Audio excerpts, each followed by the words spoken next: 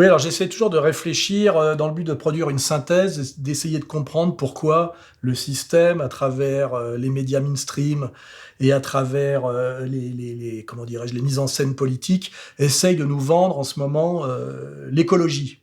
Alors j'ai déjà expliqué depuis Comprendre l'Empire, ça fait depuis 2011, que le mondialisme avait besoin de s'appuyer sur l'écologie au nom de la lutte contre le réchauffement climatique pour justifier le nouvel ordre mondial, la suppression des frontières, puisqu'à un moment donné, on doit être dans une gestion globale de la planète, et donc les nations, au nom de la survie de la planète et donc de ses habitants, les nations doivent s'effacer devant un gouvernement planétaire dont l'objectif officiel prioritaire est de lutter pour la survie de la planète et de l'humanité. Donc présenté comme ça, c'est difficile d'être contre. S'il n'y avait pas la mer, et si on continue à salir la mer comme ça, nous, ça va causer notre perte, parce qu'il n'y aura plus de poissons, du coup, il y aura plus de prédateurs à côté des mers.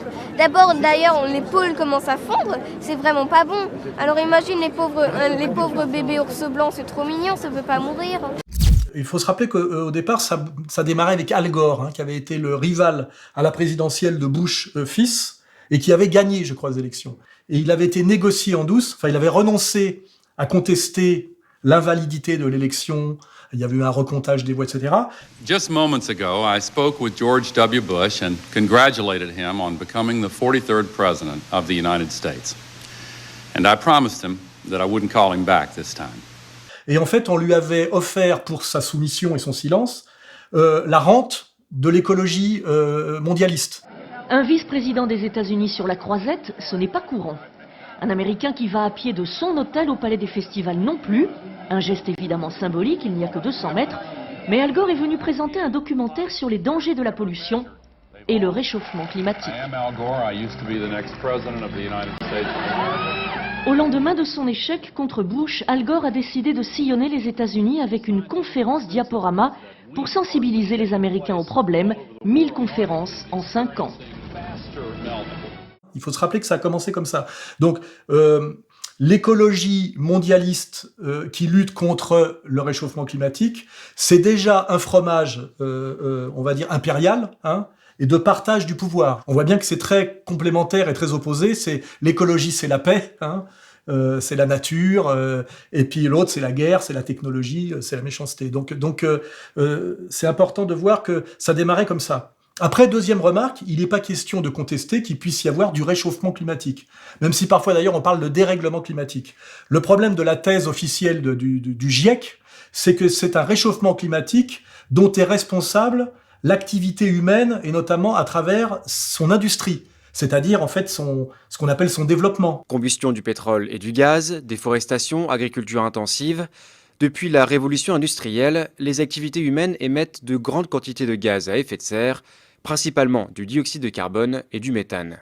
Ces gaz s'accumulent dans l'atmosphère et atteignent désormais des niveaux records. Donc, c'est là-dessus que porte le débat. Il est possible qu'il y ait un réchauffement climatique, puisque, je l'ai déjà fait remarquer plusieurs fois, il n'y a pas de règlement climatique. On voit bien qu'il y a des cycles, avec du froid, du chaud, il y a bien eu des périodes glaciaires. Et en fait, d'après les gens sérieux, ces variations climatiques qui sont sur des cycles dépendent majoritairement de l'activité solaire. En 1991, des scientifiques renommés de l'Institut météorologique danois décident de dresser une liste des taches solaires du XXe siècle et d'établir une comparaison avec les relevés de température.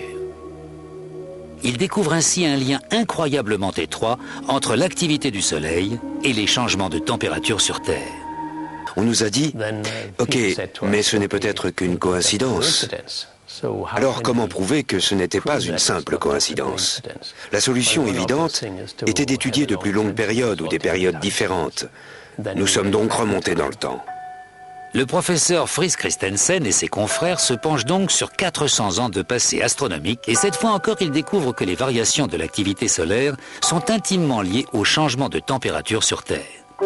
C'est le Soleil, semble-t-il, et non le dioxyde de carbone ou quoi que ce soit d'autre, qui influencerait les changements de climat. Donc, il est possible qu'il y ait du réchauffement climatique. On voit bien qu'il y a des constats qui permettent de le penser.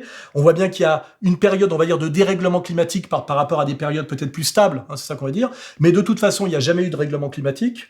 Le dérèglement climatique est comment dirais-je, la constante sur la longue durée, depuis la nuit des temps, et c'est vérifié par toute l'étude de ce qu'on appelle les âges et les ères, hein, et ça n'a pas de lien avec l'activité humaine, c'est ça l'idée. Ou alors un lien très très marginal. Il y a une figure dans le rapport du GIEC qui est la figure, je crois, 2,24.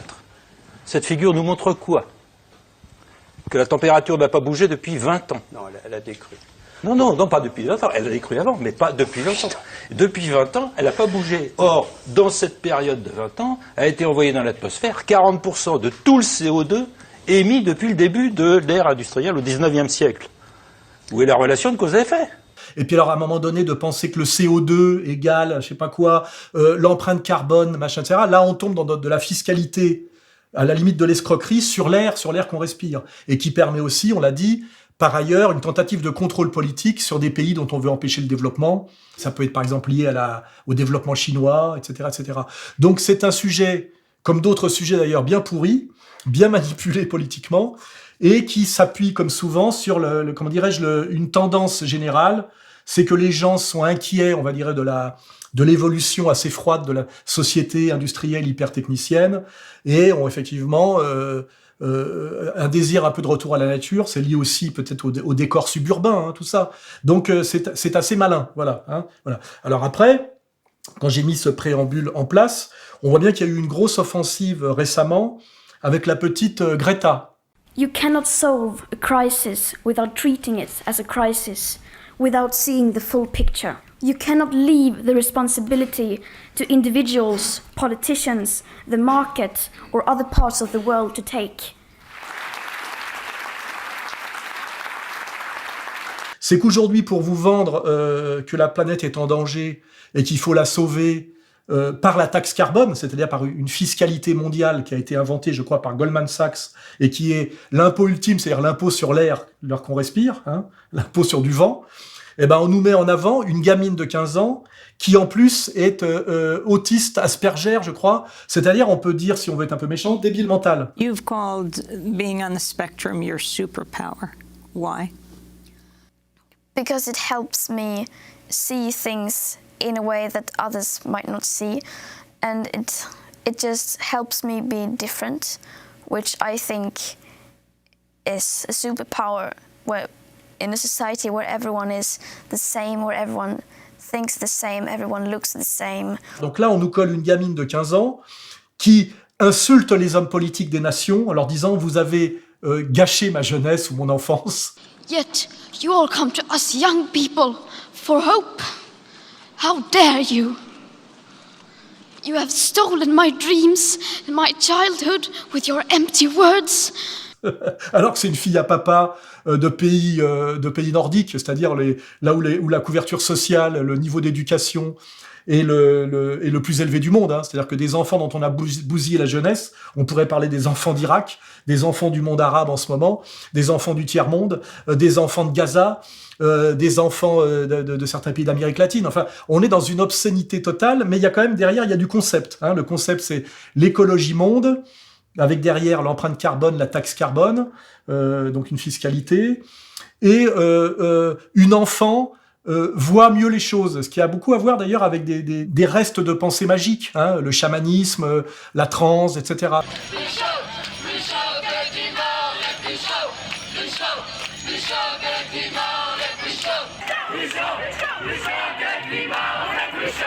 La jeunesse qui bouge, elle a raison. Les vieux savent pas faire, ou ils ont pas su, ou ils ont pas écouté, ils ont la tête farcie de bêtises. Et surtout, la réflexion que je pousse un peu plus loin, parce que j'essaie toujours de comprendre, c'est mon travail, je fais même pas exprès, mon cerveau travaille, c'est que tout ça, en ce moment, s'accouple sur quelque chose de très important, qui est le rebond, qui va être dramatique, de la crise de 2008. Je rappelle qu'il y a eu une énorme crise de 2008, à laquelle on n'a pas répondu par un reset et un retour à une économie productive saine, mais par une réinjection de faux argent, hein, et par la continuation de la même logique de la bulle. Et là, je pense qu'on arrive au bout du bout, qu'il faut bien comprendre que quand on met systématiquement de l'eau dans le vin, à la fin, il reste plus de vin. C'est-à-dire que c'est plus que de l'eau, quoi. Et donc, on a programmé un effondrement de la monnaie monde qui est le dollar. On a, à travers notamment les taux d'intérêt négatifs, le constat aujourd'hui d'une économie mondiale en contraction, C'est-à-dire que on est sorti totalement de la croissance et on est rentré dans la décroissance, d'où l'utilité de nous vendre de la décroissance comme choix politique écologique, alors que c'est en fait une fatalité de crise qui la renvoie plutôt à des analyses marxistes comme baisse tendancielle du taux de profit, problème de surproduction, etc.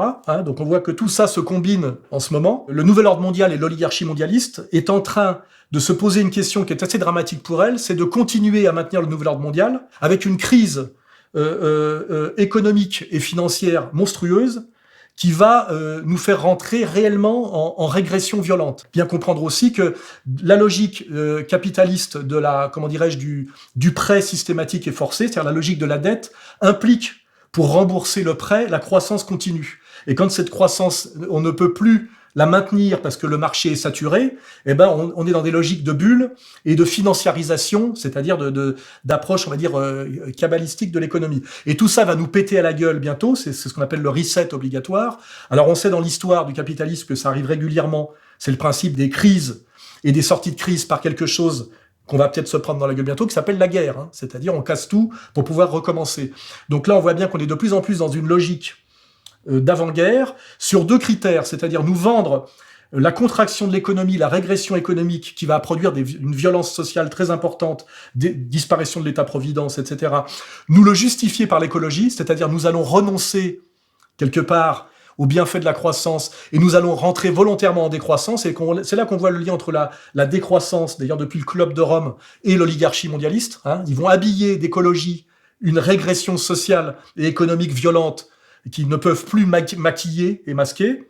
Et deuxièmement, comme ça va quand même créer de la colère populaire et de la violence, le deuxième volet, c'est il faut transformer cette colère en violence horizontale par, notamment, la continuation du choc de civilisation. On arrive à une étape supplémentaire avec la lutte contre l'islamisme, le terrorisme, où à la fois les mêmes maîtres du mondialisme remplissent notamment l'Europe occidentale en crise de migrants, c'est-à-dire d'Africains faméliques, et parmi eux d'islamistes, évidemment, pour que, au moment où la crise va vraiment nous exploser à la gueule, il puisse pas y avoir de solidarité populaire pour se révolter contre l'oligarchie mondialiste, c'est-à-dire de combat vertical, mais que tout ça se passe en guerre civile généralisée, qui était déjà d'ailleurs annoncée par Marx comme conséquence terminale du capitalisme, en guerre civile généralisée, entre communautés, et notamment communautés de souche, et communautés d'halogènes, qu'on nous injecte de force tous les jours, avec en plus une dimension terroriste